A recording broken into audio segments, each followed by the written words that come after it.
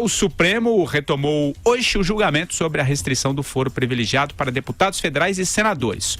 O caso estava parado, desde novembro do ano passado, quando o ministro Dias Toffoli pediu vista. 6 ministros já concordaram com a tese do ministro Luiz Roberto Barroso de que o foro privilegiado deve ser limitado aos crimes praticados no exercício do mandato e em função do cargo. O ministro Alexandre de Moraes também concorda com a restrição do foro, mas em menor extensão. Para ele, a prerrogativa deveria valer para crimes cometidos a partir da diplomação dos parlamentares, independentemente de terem relação ou não com o cargo. Toffoli foi o primeiro a votar hoje. Ele seguiu o entendimento de Alexandre de Moraes e vota agora também o Ricardo Lewandowski. Vera, o voto do Toffoli foi bem longo, né? Eu vi que vocês estavam acompanhando, você e o Andreasa lá na redação. Enfim, quais as suas considerações? Enfim, o que você acha desse resultado até agora? Um voto bem longo, Patrick, como a justificar ter ficado 7 meses com o processo, fez ali várias conjecturas do ponto de vista da hermenêutica, citou vários juristas, teve seu dia de Celso de Mello, ao menos na extensão, não tanto quanto na profundidade. Porém, ele levantou essa tese que é interessante sobre o momento em que começa a valer o foro. Ele disse que é uma questão subjetiva fazer, como propõe o ministro Luiz Barroso, que seja concernente ao mandato. Ele diz que isso abre uma janela para a subjetividade, porque você bater numa pessoa dentro da casa, isso é uma coisa que diz respeito ao mandato ou não? Então ele disse que ficaria toda hora o Supremo sendo demandado para definir se determinado crime diz respeito ao exercício do mandato ou não. Que então melhor seria não delimitar os tipos de crime, apenas um momento a partir do qual ele passaria a ter foro no Supremo, e ele defende que esse momento, assim como já tinha feito o ministro Alexandre de Moraes, seja o da diplomação. Então, por hora, são os dois votando nessa direção. O ministro Lewandowski, pelo que eu acompanhei antes de entrar aqui no estúdio, ia mais ou menos nessa linha, embora fizesse ainda mais restrições ao fato do Supremo interpretar essa questão do foro privilegiado, dizendo que isso é matéria constitucional, não caberia interpretação em uma lei como se faz agora, em uma questão de ordem. Então, o problema é que faltam só 3 para votar. Já há uma maioria sólida de 8-0. Do outro lado, com essa pequena divergência do ministro Alexandre de Moraes. O que a gente tem de ver é se eles vão reabrir depois a discussão para alguma modulação quanto a esse momento do início da restrição do foro. Andreasa. Vamos lá, hein? Vamos desagradar. É isso, a Vera tem toda a razão. Eu tendo a concordar com o voto do Alexandre de Moraes, que é quem abriu a divergência. Toffoli apenas o acompanhou. Faz sentido para mim, buscando critério objetivo, que a restrição do foro tenha o momento da diplomação. Quer dizer, a existência do foro tenha o momento da diplomação como marco. O sujeito foi diplomado, se tornou deputado federal, senador. A partir daquele momento ele está resguardado por esse foro do Supremo Tribunal Federal. Essa discussão, que a meu ver é complicada, sobre atividades concernentes ao mandato, relativas ao mandato, à função legislativa, para tipificação do crime, abre uma janela para o subjetivo que talvez jogue contra o objetivo dessa restrição do foro, que não é outra: aliviar o Supremo Tribunal Federal. Imagine o tempo que se vai gastar discutindo se o crime, em casos controversos, se o crime é ou não relativo ao seu mandato. Né? E aí é preciso deixar muito claro, voltando a uma questão que eu bato na tecla aqui sempre, que é até mais ampla do que a levantada pelo ministro Ricardo Lewandowski. É evidente que uma questão de ordem, é o Barroso novamente legislando, uma questão de ordem não é o instrumento correto para a discussão de uma matéria dessa envergadura, constitucional dessa envergadura. Mas eu vou além. Essa discussão deveria ter lugar, e tem, no Congresso Nacional.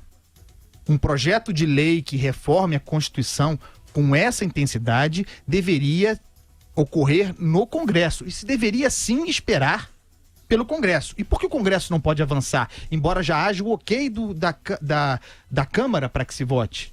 Por causa da intervenção federal no Rio. E o projeto da Câmara, é importante que se diga, o projeto do Congresso, o projeto do Parlamento, é muito mais duro. Ele acaba com a prerrogativa de foro para todo mundo, menos presidente dos 3 poderes e procurador-geral da República. Porque, vejam, a proposta do Barroso, que nós já elogiamos aqui, ela, na verdade, e a Vera esclareceu isso muito bem, ela trata exclusivamente de deputados e senadores, deputados federais e senadores. Ela resolve o problema da impunidade no Brasil? Não. Ela resolve, e é preciso ser claro nesse aspecto, ela resolve o problema do Supremo Tribunal Federal. É preciso fazer essa revisão. Ela tira do Supremo Tribunal Federal uma série de processos. Mas e os outros todos, inclusive eles, ministros do Supremo, que têm prerrogativa de foro? Está todo mundo preservado, Ministério Público preservado, juízes de todas as instâncias preservados. Em alguns casos, vejam que loucura, você acaba com a prerrogativa de foro para deputado e senador, mas vereador continua tendo. É muito complicado isso, muito complicado. Então, o que se está votando hoje, serei sincero, é um alívio das funções penais do Supremo Tribunal Federal. Mas não se resolve a impunidade aí, porque todo o resto, a grande maioria, são, portanto, 513 deputados e 81 senadores. São 594 parlamentares atingidos aqui com essa decisão. E os outros 50 e tantos mil abrigados por foro no Brasil? Quem vai tratar disso? O que você pensa a respeito, Madu? Pois é, eu me coloco mais no papel do que eu evidentemente sou o pacato cidadão, né, um brasileiro comum que bestificado fica tentando acompanhar esses debates, essa hermenêutica toda, todo esse vocabulário cabuloso, né, e incompreensível, né, que se trava no Supremo Tribunal Federal. Ainda bem que tem essa transmissão, né, direta pela televisão, pelo menos dá para a gente ter a noção da nossa ignorância. Mas dentro dessa perspectiva eu penso o seguinte, como cidadão comum, essa questão que está em tela, ela vai fazer com que grande parte dos nossos parlamentares, né, dos nossos políticos, sejam a nível municipal, estadual ou federal, continuem usando cargos públicos para se esconderem da lei, né, para fazerem disso refúgio da lei, né? Que essa é a questão que se coloca, isso que incomoda o grande público, eu acho, né? Se isso vai resolver de vez essa questão ou não. Eu indago isso, porque eu confesso que eu não estou entendendo bem claramente. Eu pergunto até para os meus colegas, doutos na matéria, se, por exemplo, se vale a partir da diplomação, né, se é a data que está valendo, crimes que ocorreram antes dessa diplomação, mas uma vez diplomado, permanece o foro privilegiado, permanece, é isso, né? o foro lá embaixo. O cara antes não tinha um mandato e cometeu um crime antes de ser diplomado, segue sendo a justiça ordinária de primeira instância que vai julgá-lo. Só nos crimes que ele comete depois da diplomação, se passar esta tese, mas pela tese do Barroso é diferente, a partir da assunção do cargo, e aí para crimes concernentes ao mandato, aí valeria o foro. E só para aqueles crimes. Qual a diferença, Vera? Para tentar esclarecer a mim e talvez 99% do nosso público, qual a diferença de assunção para diplomação? Eu acho que o Toffoli está... na verdade, eu acho que o Barroso não definia o momento exato, se era na posse ou na diplomação. E o Toffoli está acrescentando isso, porque ele só fala assim, crimes cometidos no exercício do mandato e que a ele que tenham referência a ele, enfim, que tenham ligação, sejam concernentes ao mandato. E aí o Toffoli falou, até nisso tem uma controvérsia. Qual é o momento em que passa a valer o mandato? Porque para servidor público passa a ser a partir do momento que saiu a nomeação no DO, nem que você não tenha ainda assumido. Isso. Então ele fez esse paralelo e aí definiu a diplomação como um momento. E é importante, Madu, me parece, gostemos ou não do Toffoli, que de fato se tente encontrar uma solução para essa proposta, para aquela que prosperará, que tenha marcos muito claros, que minimizem a subjetividade. Isso me parece muito claro. E aqui, Madu, vou fazer uma parte para fazer referência a uma parte que o Gilmar Mendes faz agora no voto do Lewandowski, dizendo, e essa é outra questão, nós estamos dizendo aqui, e os ministros que votaram até agora disseram, que a decisão a ser tomada será relativa exclusivamente a senadores e deputados federais. E o Gilmar está dizendo que não há como garantir que não haverá um efeito cascata. O Lewandowski falou isso. Quer dizer, que essa decisão não seja extensível a todos aqueles em todos os níveis, inclusive judiciário, ministro de Estado. Quer dizer, essa discussão é muito ampla e eu acho difícil que ao fim dessa primeira rodada de votos eles não tenham que esclarecer uma série de pormenores. É tudo muito nebuloso ainda. O problema é que para você pedir a extensão, você está abrindo mão do foro. É difícil. É o caso em que as pessoas não vão pedir a extensão. Elas não vão querer ser atingidas pelo efeito vinculante. Diga, Madu. A ideia, né, subjacente é que você tenha uma severa restrição na quantidade de pessoas que possam lançar mão, né? Porque a ideia é essa, lançar mão do foro privilegiado. Mas pelo que vocês estão me dizendo, no frigir dos ovos, isso aí está cada vez mais distante, né? Seria isso? O que acontece, o Andreasa tem razão. Como o Barroso aproveitou uma ação que estava lá para provocar essa discussão, existem limitações. Essa ação que está lá diz respeito a um ex-prefeito da Baixada Fluminense, ex-deputado, que ficou trocando de cargo e com isso levava o foro para lá e para cá. Ele aproveitou esse efeito elevador, efeito gangorra ali do caso do cara, para dizer, olha, a gente tem de modernizar, a gente tem de rever isso daqui, que isso é uma excrescência. Mas do jeito que está, com essas limitações, restrita apenas a deputados federais e senadores, e há um levantamento hoje de casos correntes atualmente no Supremo, são 12 os senadores e 36 os deputados federais atingidos neste primeiro momento, o Andreasa tem razão. Ela é uma medida que tem mais o efeito de aliviar a carga de processos colocados ali nas costas dos ministros do que de efetivamente tirar o foro, tirar os privilégios. O Alexandre de Moraes fez uma boa retrospectiva histórica do surgimento do foro por prerrogativa de função. Falou que quando surgiu na Inglaterra era justamente o oposto do que está se discutindo hoje. Não se imaginava que fosse para proteger crimes cometidos no exercício do mandato, porque o cara já estava fora. Se comete crime no exercício do mandato, está fora. Só que o Brasil, como é bom de subverter esse tipo de costumes, o cara começou a usar um mandato justamente para delinquir. Que na Inglaterra era para proteger o cara daquele crime que ele comete lá na sua província, bate em alguém, não sei o que tal. Podiam usar isso para tirar-lhe o mandato. Então havia o foro por prerrogativa de função. Que no Brasil é o contrário.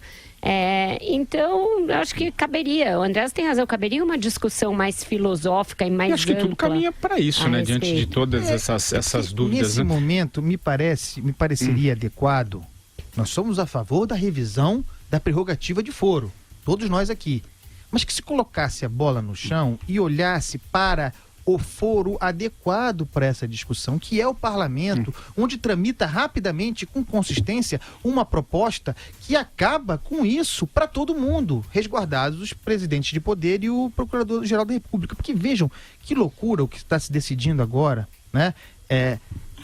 Decide-se, por exemplo, que um senador da República eleito perde o foro, aliviando o Supremo Tribunal Federal, e um promotor de justiça que passou num concurso, outro tipo de representação, mantém o foro. Mas aí é no TJ, né? TJ do seu estado. Mantém o foro no seu estado. Quer dizer, a gente precisa discutir o efeito vinculante dessa decisão do Supremo. Não faz sentido, se o discurso é combater a impunidade, que os 591 parlamentares federais percam o foro. Tem que perder, beleza. Mas para o que fizeram antes dos seus mandatos. Exatamente, quer dizer, percam o foro para crimes cometidos antes do mandato e todos os demais no Brasil, no Estado, mantenham o foro conforme nós conhecemos até aqui. Não faz sentido. Não se está combatendo a impunidade. Esse é o ponto. O que se está fazendo aqui agora é agilizando os processos no Supremo, dando celeridade ao Supremo, mas tapando o sol com a peneira.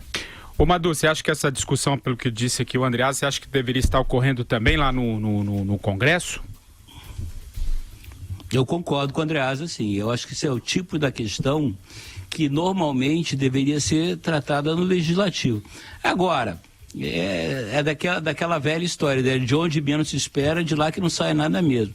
Um Legislativo como o nosso, altamente comprometido, né, com rabos presíssimos, né, que tem a especialidade de legislar em causa própria, né, provavelmente ia sair um mostrengo pior do que eu estou tentando entender agora. Né? A gente fica, se correr o bicho pega, se ficar o bicho come. Não tem muita... Teoricamente, o Andreasa tem toda a razão. Essa questão, né, deveria ser discutida pelo parlamento. Mas o nosso parlamento não tem, infelizmente, maturidade política, nem isenção, ou digamos assim, capacidade moral para discutir esse assunto, porque ele, evidentemente, levaria por sendas absolutamente inimagináveis, né?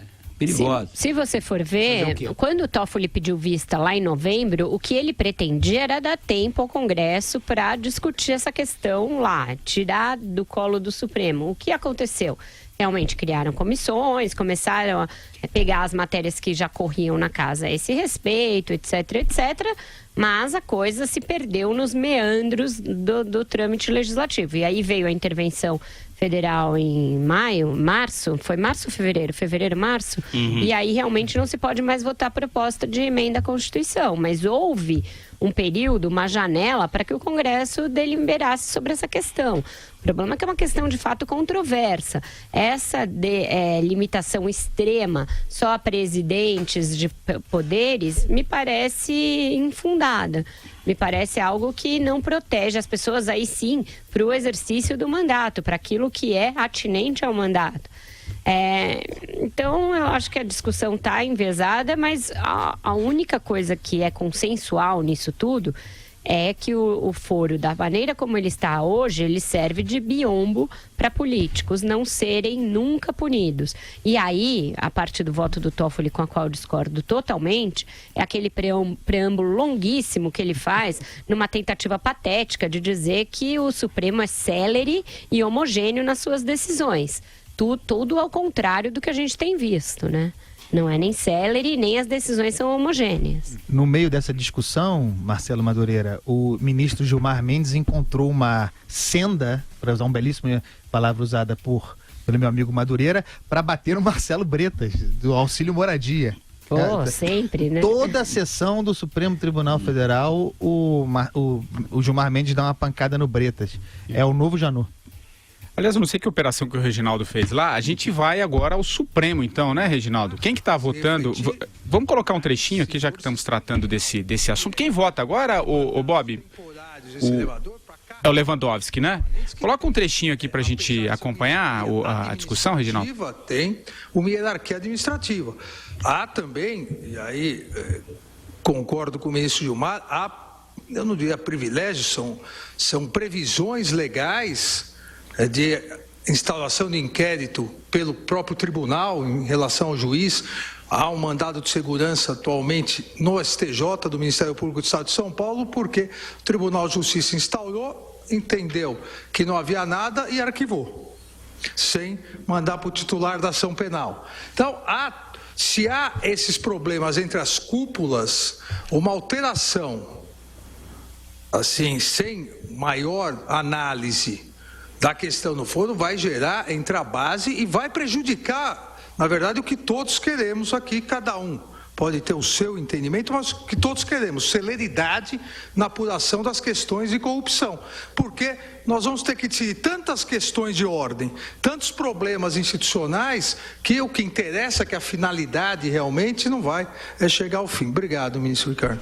Ministro, Vossa Excelência me permite apenas, dentro da preocupação do ministro Gilmar e do que foi dito, que com relação ao que o ministro Gilmar acaba de citar e demonstrando, é que nós estamos cuidando da matéria criminal, que é para a qual o ministro Gilmar chamou a atenção que tem um inquérito. Porque as outras matérias, os juízes são julgados já sem qualquer especialização de foro. São julgados, presidente, mas na improbidade quem promove não é o promotor que trabalha com ele, é o procurador-geral. Isso exatamente o que eu ia completar. Com relação à propositura, mas sempre perante o juízo competente para todos os casos. Por isso o ministro Gilmar, de maneira muito correta, fez... Pois é, eles estão discutindo justamente o que a gente vinha dizendo aqui. Todos os senões que podem ser abertos a partir da restrição ao foro desta maneira em que ela está formulada. Vai ter gente questionando a jurisdição, vai ter gente questionando, dizendo que teve suprimido um direito, uma prerrogativa. E aí, o que o ministro Alexandre de Moraes falou nessa parte que a gente ouviu a gente vai ter tantas questões de ordem, tantos questionamentos, que o objetivo vai ter ido por água abaixo. Então, pode ser que eles modulem a decisão quando chegar a hora de emitir o acórdão. Agora, é impressionante que o Alexandre de Moraes, ele vem tendo boas decisões na questão envolvendo a prisão de segunda instância, ele vem tendo um papel importante nesse processo de discussão de coisas tão... Ele faz um bom trabalho, né? É um ponderador. Me lembra muito o Celso de Mello, né? Como alguém que busca soluções que tentam preservar a Constituição, nesse momento de um Supremo Tribunal Federal extremamente legislador. E esse é o problema. Quer dizer, essa questão é uma questão claramente, clamorosamente legislativa. Quando o Supremo traz para si essa discussão, ficam expostas as suas dificuldades em fazer avançar a matéria. Quer dizer, porque em algum momento, sendo essa a função do legislador, em algum momento esses juízes vão ter que tratar, e o Gilmar Mendes estava provocando essa discussão. A Carmen Lúcia tratou disso ali. Eles vão ter que tratar sobre o próprio foro. Né? E aí? Quer dizer, os ministros do Supremo vão suprimir o próprio foro? Como é que fica essa discussão?